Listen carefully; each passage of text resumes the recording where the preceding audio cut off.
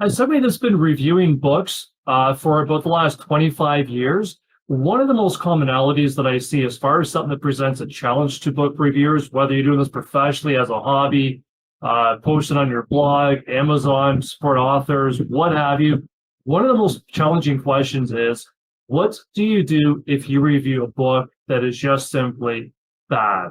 For any number of reasons, this book did not work for you at all, and it was a slog to get through. Maybe you didn't even get through it. As a reader, it's easier to put that aside and think to yourself, rightfully so, that life is too short to read a bad book that didn't work for you. So you put it on to the next one, no problems at all. But what do you do, though, if you happen to get a advanced reviewer's copy from a publisher, from a author, maybe you've applied for one through NetGalley, they said, yes, you got the book, and it just didn't work for you. The number one thing that I would suggest, and one of the things that I actually do talk about in detail in my book, Reviewer's Guide to Writing Book Reviews and How to Get Paid for Them, is exactly this.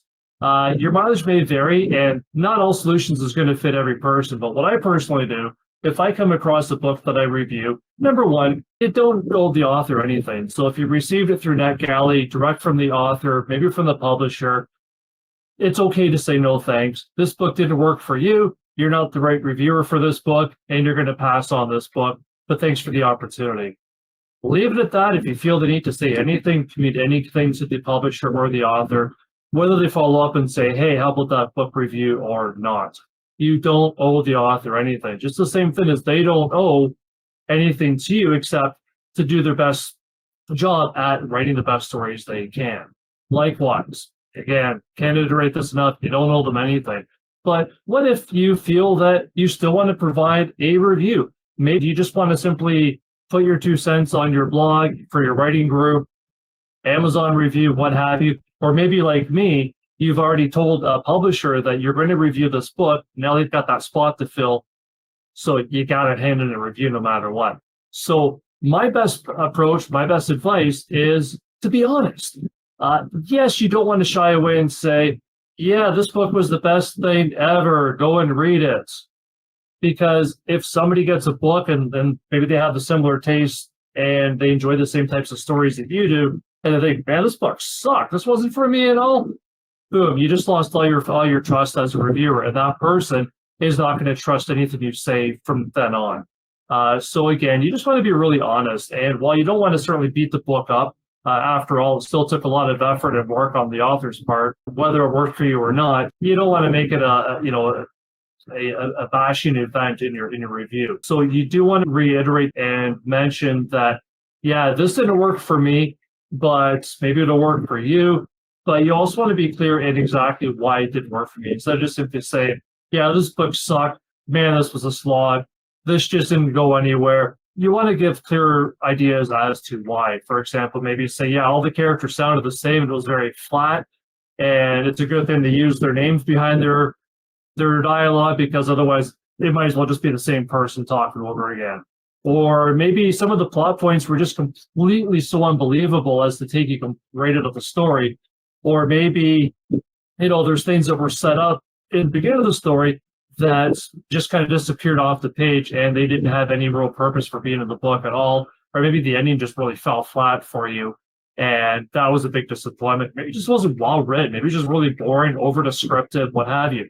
Make sure that you explain to people why it didn't work well for you at all. Because who knows, maybe somebody will read this and they'll think, yeah, you know what? I'm that kind of a writer or that kind of a reader rather, where I like heavy description. I like that over the top zaniness. I don't mind these kind of things, because assuming that there is at least 1 or 2 points about the book that maybe you do like, and you should mention that, a reader might think, you know what? I'm going to give this guy a try. Maybe this book is for me after all. At the same time, maybe somebody will have the same similar taste as you, enjoy the same stories as you, that'll read your review and think, well, I trust this person. They're obviously not out there to bash this author or authors in general. They're not that kind of a reviewer. Thinks you just steered me away from a book that I'm probably, like you, not going to like.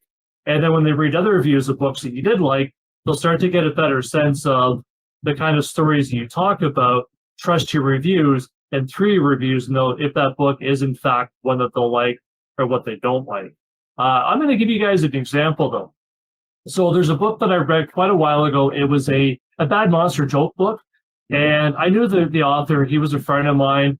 I loved his ambition as far as writing a book, but mostly it was just bad monster jokes, very punny all the way through it all. And, yeah, cool. Some of them are really fun, but after a while, I just felt like pulling my own eyeballs out and throwing them against the wall and then probably finding more entertainment with that. But I was writing this for Rumor magazine and they were waiting for that review. So I had to fill the slot.